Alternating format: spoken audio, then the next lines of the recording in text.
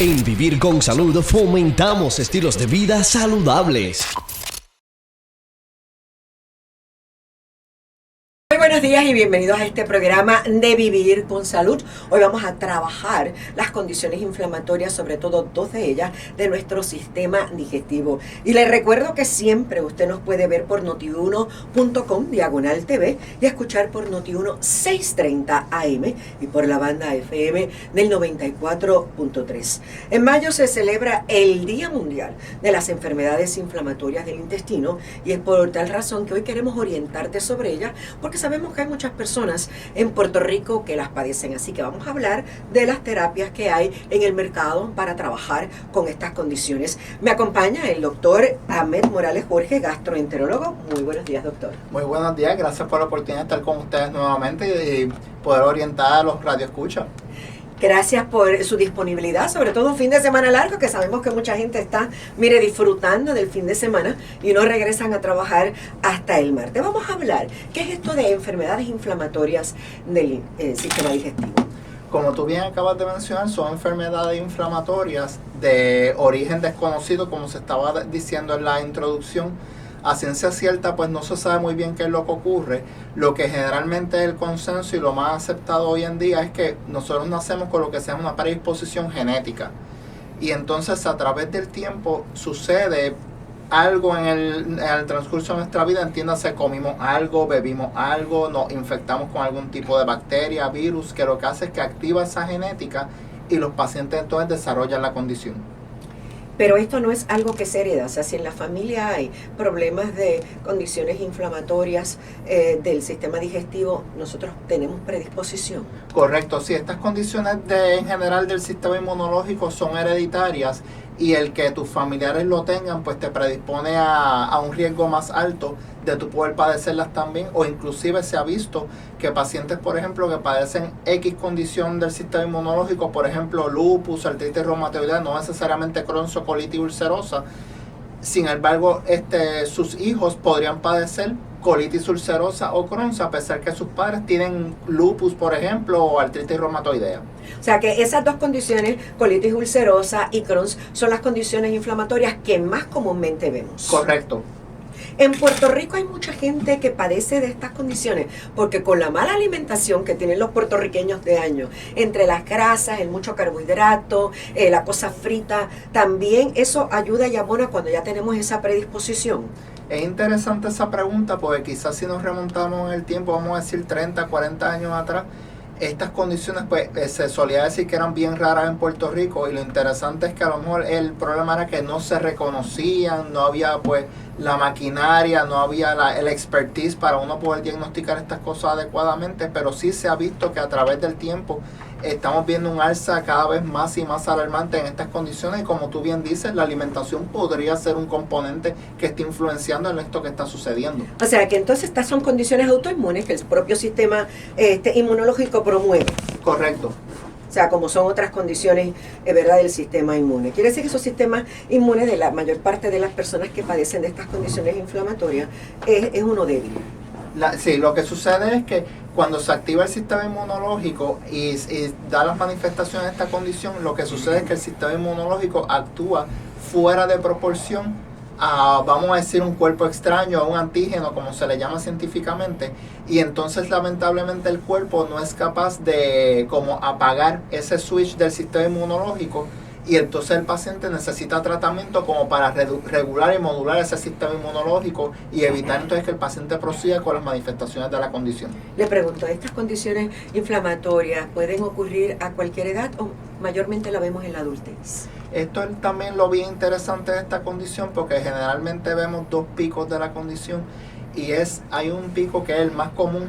La mayoría de mis pacientes son pacientes jovencitos y fluctúan entre los 15 a los 30 años aproximadamente. Hay un segundo pico que está entre los 50 y los 60 años, pero quizás es la excepción más que la norma, pero la mayoría, o por no decir la inmensa mayoría de mis pacientes, son pacientes que fluctúan en esas edades que te dije inicialmente. Wow, 15 años es demasiado jovencito. Vamos a hablar de una de estas condiciones inflamatorias, que es la colitis ulcerosa. ¿De qué se trata? Esta condición, como habíamos dicho, es parte de las condiciones inflamatorias del intestino.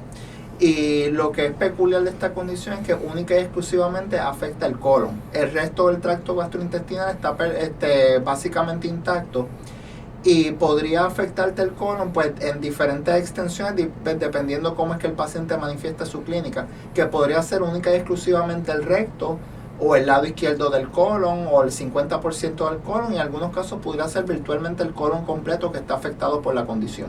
Decir colitis ulcerosa, uno se imagina, ¿verdad?, que cuando se habla de úlcera es que esa área, ¿verdad?, ese colon está lleno de úlceras.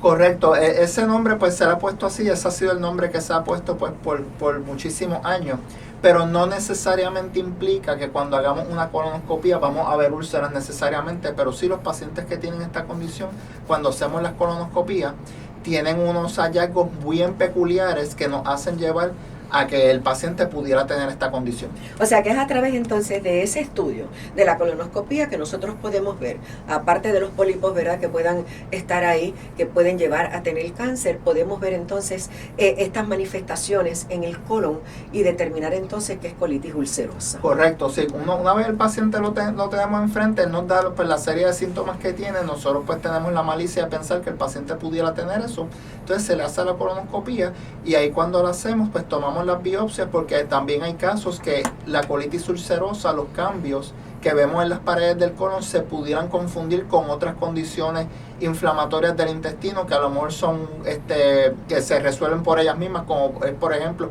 lo que es la colitis infecciosa, que es puramente que una bacteria o un virus te inflamó el colon y tiene unos síntomas pero que son pasajeros y el paciente se cura.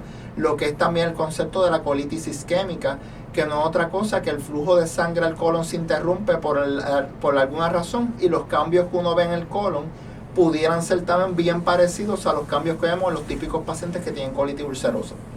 Le pregunto, ahora que usted menciona síntomas, ¿cómo yo sé que algo no está funcionando bien con ese sistema digestivo y sobre todo con el intestino, que me dé a mí como una banderita roja o una alerta? Los síntomas van a depender mayormente, como te estaba hablando inicialmente, cuánto es la extensión de la condición y cuánto es la severidad de la condición, que mientras más intensa la inflamación y más extensión, generalmente más severas son los síntomas. Pero los pacientes generalmente cuando acuden a mi oficina con síntomas de esta condición, generalmente lo que se quejan son de diarrea, evacuaciones con sangre, dolor abdominal, los calambres, podría haber pérdida de peso en algunos casos. Y consistentemente, esto es uno de los síntomas que siempre hago hincapié, que es particularmente debilitante en pacientes jovencitos, que te podrás imaginar que pues, quedarse encerrado en su casa y no poder salir por miedo a que tengan accidentes, es el concepto de lo que se llama urgencia, que es literalmente esto: cuando tienen esta sensación de ir al baño, es que literalmente tiene que aparecer un baño, porque si no podrían tener accidentes, y te podrás imaginar que es particularmente devastador para pacientes jovencitos. O sea, que es una condición que incide también en lo emocional, afecta esa parte emocional, porque entonces la vergüenza, el miedo, me imagino que son cosas que sus pacientes se lo manifiestan. Sí, desgraciadamente es así, pues te podrás imaginar la carga emocional y psicológica para un paciente, vamos a decir, de 22, 23 años que manifiesta estos síntomas en una edad donde uno quiere estar sumamente productivo, queremos estar activos socialmente, salir con todas nuestras amistades, ir a la playa, ir a fiestar, o disfrutar un weekend largo como lo tenemos ahora, y que estos pacientes no lo puedan hacer.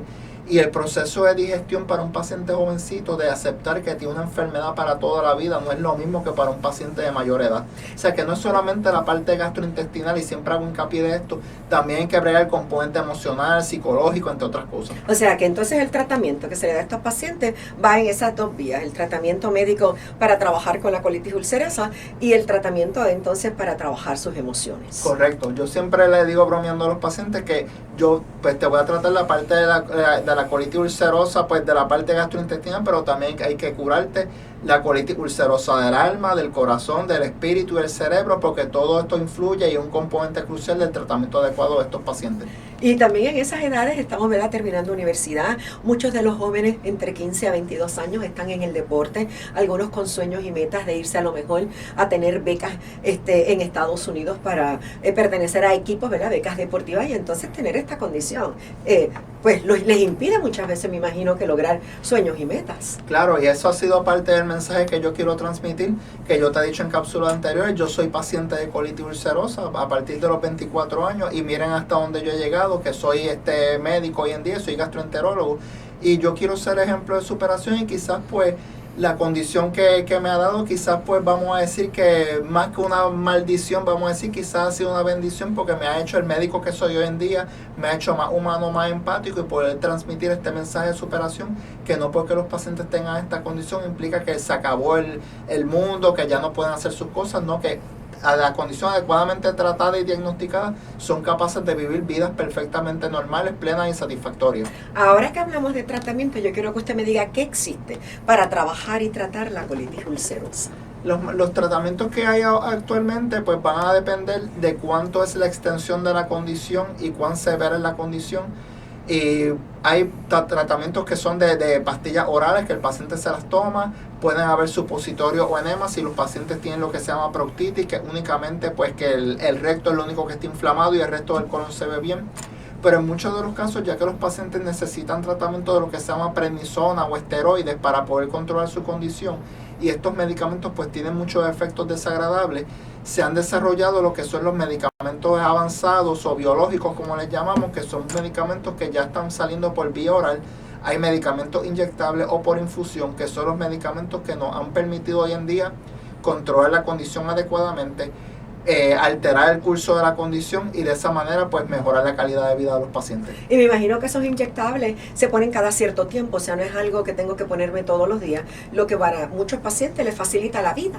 Correcto, esto es increíble porque te estás viendo, estamos bregando con pacientes jovencitos que también hay que poner en la ecuación no solamente el tratamiento que yo te quiero dar, yo también tengo que ajustar cuáles son las preferencias, cuál es el estilo de vida de los pacientes a la hora de yo seleccionar qué terapia les voy a dar. Pero estos medicamentos pues son, vamos a decir que son bastante convenientes, por decirlo así, porque las infusiones, muchas de ellas son por ejemplo cada 2 meses. Los medicamentos inyectables podrían ser de cada 2 semanas o a cada 2 meses. Y los medicamentos orales pues son pastillas que uno se toma diariamente, pues que ya nosotros en nuestro diario de Biblia ya estamos bastante acostumbrados a esto.